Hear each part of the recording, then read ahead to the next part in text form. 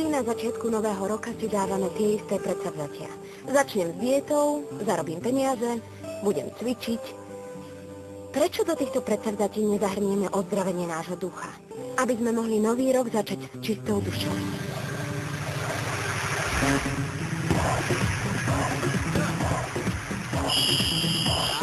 No tak, dáme si 15 minút pauzu. Nie do teba, áno? To bol len žart, to o Sabrine. Nie, kamoško, nemám rád morbídne. Nie, pýtam sa celkom vážne. Je to pravda, Miguel. Som blbec. Nie to, ja som blbec. Veď musí byť totálne vynervovaná. Nie, nervačka je silná. Minule mi hovorila, že keď sa jej už blíži termín, celá sa trastie, nechutí Podľa jej mňa jesť. musíme urobiť jedno. Pozví ju do prázdninového klubu. Myslím, že tam by si oddychla, prišla by na iné myšlienky. Aspoň si to myslí. Myslel som na to isté, Miguel, ale čo ak nám to nedovolia? Čo ak...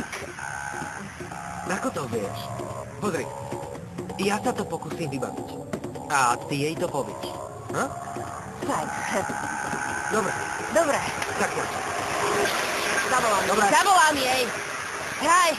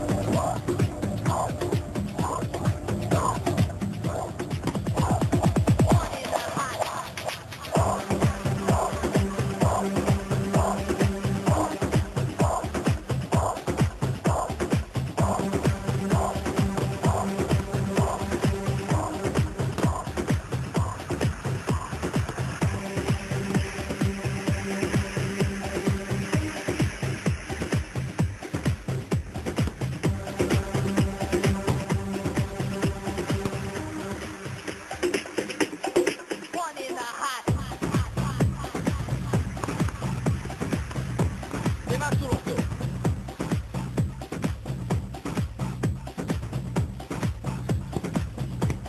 No. Takto. Už som toľko počula o prázdninovom klube, že vraj je tam neskutočne ako vraj. Neviem sa už dočkať, kedy to vypukne, bude to úžasné. Ja už som tiež počula, že pri tej svätyni je neuveriteľne, len si predstav. Vraj to leží pri jazere Valle de Bravo. A to nie je všetko. Je tam vraj spa, je tam sauna a je tam jacuzzi a sú tam vraj aj bazény a je tam ešte strašne veľa iných vecí. Sú tam tenisové kurty, badmintonové Viete, ihriska. čo je skvelé, že je tam nielen akvapark, ale dá sa tam jazdiť aj na koni a vôbec dá sa tam robiť kopec iných skvelých vecí. Už sa neviem dočkať, kedy vypadneme z tohto žalára. Počkaj, ale myslíš si, že nás len tak pustia spolu s piatakmi? A to je logické, Bianka.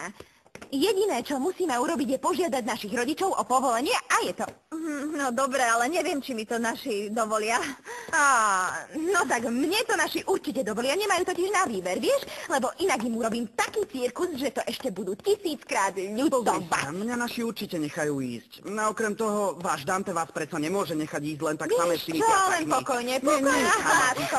No tak, len nech si dajú pozor. Pozor, lebo trénujem karate. Zase list od môjho tajného priateľa, od priateľa. Lola, čo píše? Lola, od tvojej tajnej priateľky.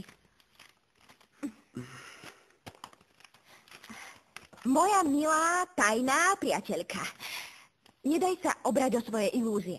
Veď o čom je život, ak nedúfame? Sny sú potravou, ktorá nás drží pri živote. Treba o ne bojovať. Boskávam ťa a zase ti napíšem. Tvoja tajná priateľka. Ako by o mne všetko vedela. No to áno, ale tvoja priateľka je tak trochu negramotná. Veď sa len pozri, koľko tu má chýb. Tak No veď to je jedno. Napríklad toto. To som si nevšimla. To by mohla byť výborná stopa, nie? Tak rýchlejšie nájdem tajného Len priateľa. počkaj. Vieš veľmi dobre, že tvoj tajný priateľ je Lupita. Nie, počkaj, vieš čo? Myslím si, že nie, lebo Lupita nemá problémy s gramatikou. Videli sme to predsa na vlastné oči, nie? Tak Videli sme to, ako ho tam dávala. Môže byť. Vieš ty čo? Vieš, čo urobíme? V triede akurát nie je učiteľka, takže ju prehľadáme, teda obidvaja, to je jasné. Vojdete, vezmete písomky, pozrieme si ich a hneď sa dozvieme, kto je môj tajný priateľ. Ja viem, že je to Dante. Vidíš, ako ma mieliš? Jasné, že Santo. Miluješ ma. Nie, určite je to Santos a chcem sa už dozvedieť, prečo mi to robí. Prečo? Lola. Mi vôbec robí takéto veci, chcem ma iba Keď počuť. to nie je Lupita, tak niekto z piatakov. Lebo ona na betón vie, kto to má na svedomí. Ach, Santos, Lola. čo to môže byť?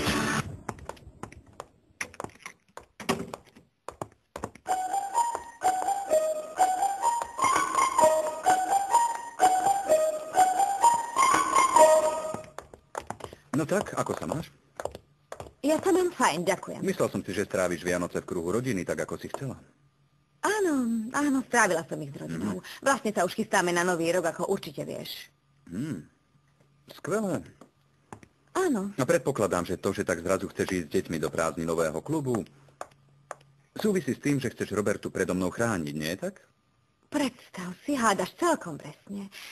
A musím ti povedať, že veľmi dobre viem, že ty si sa prihlásil iba preto, lebo chceš byť na blízku mojej dcére. Je to naša dcéra. Áno, naša dcéra, ako v romantickom filme. Pravda. Ale nehovor to tu v škole, zavri si ústa, hlupák. Nehovor o tom nahlas v tejto škole. Dobre, ale pamätaj si to, že mám také isté právo byť s Robertou, ako aj ty. Áno? No tak to sa ešte uvidí. Lebo ja budem stále pri nej a budem dávať pozor na to, či nerobíš niečo zlé. Počul si?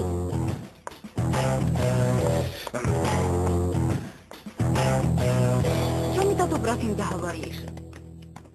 Tak ešte raz, inak keď ti predpisuje, čo máš a čo nemáš robiť, čo si to dovoluje? Nie, to nie je celkom tak. Iba mi naznačil, že si neželá, aby som sa bavila s Diegom. No a čo ty? No tak ja som sa rozhodla. Nebaviť sa s Diegom. No tak, len pomaly, Roberta. Všetci vieme, že sa s Diegom hádate ako psi, to vieme všetci, ale takisto si viete parádne užiť a to je super. Ale dokonca ste aj na Vianoce boli spolu, lenže o tom si mlčala, mačička. Áno, je to presne tak. A okrem toho, ako k tomu príde naša kapela? Veď ja nič nerobím, okej? A o kapelu sa neboj. Jednoducho, je viac takých chvíľ, keď vedieme vojnu ako takých, keď nám je dobré. Viete čo, prestaňte to už riešiť, už je to nuda. Nie, Roberta, ja len neverím, že práve ty si dáš rozkazovať, čo máš, či nemáš robiť s Diegom. Áno. Čo je to s tebou? Nikto mi nevraví, čo mám alebo nemám robiť, tak som sa rozhodla. Už som sa rozhodla, nebavím sa. Roberta. Tak toto chce aplauz pre Iňakyho. Počúvajte, už máte nejaký nápad, čo bude so silvestrovskou fiestou, lebo ja som dostal pár dobrých nápadov. Máš ešte to CDčko Canto del Loco?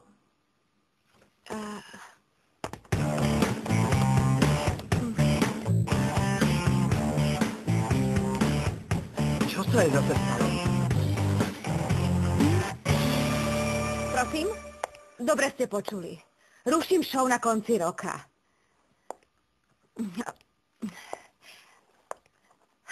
Naozaj ma to mrzí, naozaj je mi to ľúto. Ale snáď pomôže, že vám to hovorím včas.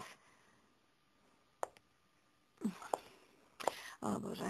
Chápem vás, ale mám tiež svoje priority. Môžete si hovoriť, čo chcete. Ako chcete, tak ja sa vám ozvem, ďakujem. To sú tupci.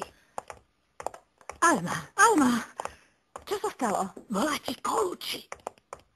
No tak vezmi si to bez Hildita, prosím ťa. Tak rýchlo. Kuloči? Dobrý deň, Alma. Rád by som s vami dnes išiel na obed. Kuloči, ja dnes nemôžem, lebo práve ruším všetky svoje show na konci roka. To je mi teda náhoda. Presne preto som vás chcel pozvať na obed. Chcel som vám navrhnúť, aby sme koniec roka strávili spolu. Kuloči, naozaj nemôžem. Mám toho veľa, prísahám. A predovšetkým musím myslieť na svoju dcéru. Kvôli tomu musím posúvať všetky svoje pracovné stretnutia. Počujte, cítite sa dobre, Alma? Zdá sa mi, že ste veľmi nervózna. Áno, som v poriadku. Vravím vám, že som v poriadku, som celkom pokojná a nie som hysterická. Nemôžem a dúfam, že v budúcom roku budete mať viac šťastia. Ďakujem, Kuloči, uvidíme sa potom a porozprávame sa. Alma, počkajte. Hádam ani nemôže. Hilda, prosím ťa, prestaň už protežovať Kuločiho. Prosím ťa, Hilda. Počuj, Celina, A prečo ti Mateo tak leží na srdci? Čo sa ti páči? Už som ti povedala, že ani náhodou, jasné? Tak mi povedz, prečo ťa tak veľmi trápi, že práve Už prestaň, Diko, si fakt otrasná. Trápi ma, že je taký nežný a pekný a ona sa k nemu tak otrasne správa. Help, lebo mám pocit, že Selina má pred nami nejaké tajnosti. To vážne? Poviem vám, že ste riadne vedľa. Mateo je jednoducho